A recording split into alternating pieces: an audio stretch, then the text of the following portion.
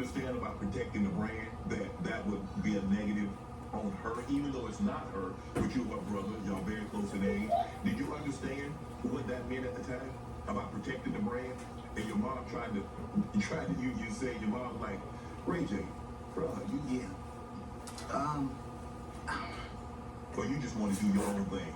yeah, I really was into like the gang at the time, you know what I'm saying? And just really trying to stay loyal to like my crew, my gang, yeah, and Centerview.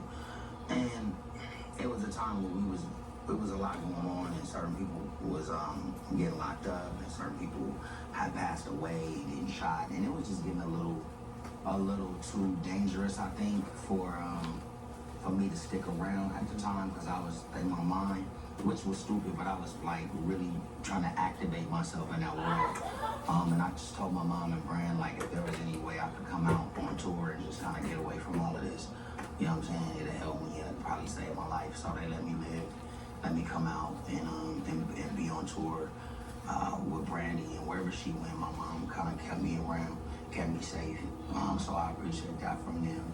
And I was still getting in trouble out there with them. I was just, but not trouble, like, you know, I was bad, like, you know, smoking weed, or like, you know, staying out too late, or being drunk too late, right?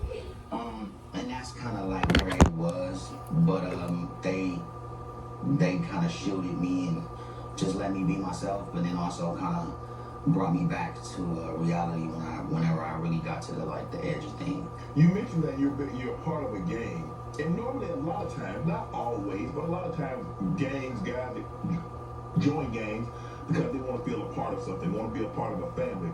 But you got a very intact family. You got a mom and dad that's together. You got a good sister that's in the industry, and she's a name. Why would you not want to be a part of that gang as opposed to the other gang?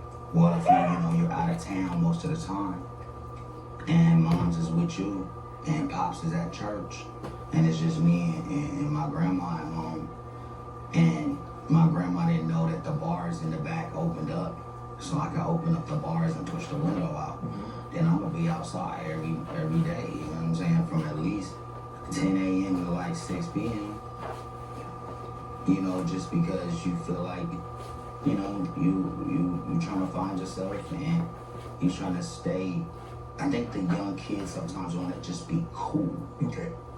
And you might be talented and know how to like tap dance or perform a different way, and it might push you to limits that you might not want to be that vulnerable or that vocal or that happy, right? So you limit yourself from some of the great things that you could be because you trying to stay cool, right, and stay a G or whatever. And I think for all the kids out there, man, you gotta just let that go, because a lot of the people in the gangs, they want to see you elevate, right? So most of the time, most of my homies call me movie star blood, because they wanted me to really elevate and not be here. So they was the ones that even inspired me even more to like just be the best I can be, and they gonna ride and support, whether I'm tap dancing, whether I'm rapping, whether I'm singing. They want you to go out and win and bring everybody out with you, right? So a lot of times you don't see that till later. Right.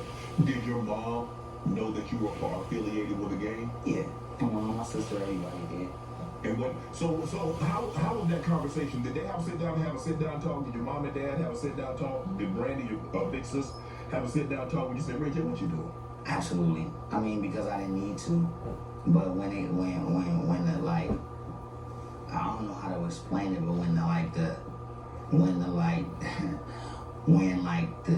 the gang like take over your soul almost, like you blinded, like, you know what I'm saying?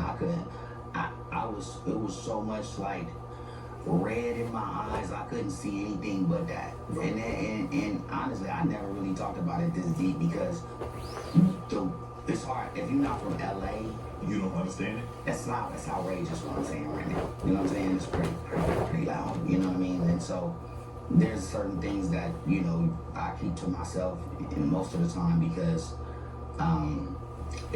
it's just not believable in this day and time. And so I try to, whenever there is something to talk about, I talk about it. But what I'm doing for the gangs right now, it's a new C3 and C4 companies that we're creating, but it's called Gang Up, and it's God's Angels Never Give Up, right? So it's activating all the gangs to be able to be a part of this new television community in any aspect, from grip to production to directing to on front of the camera.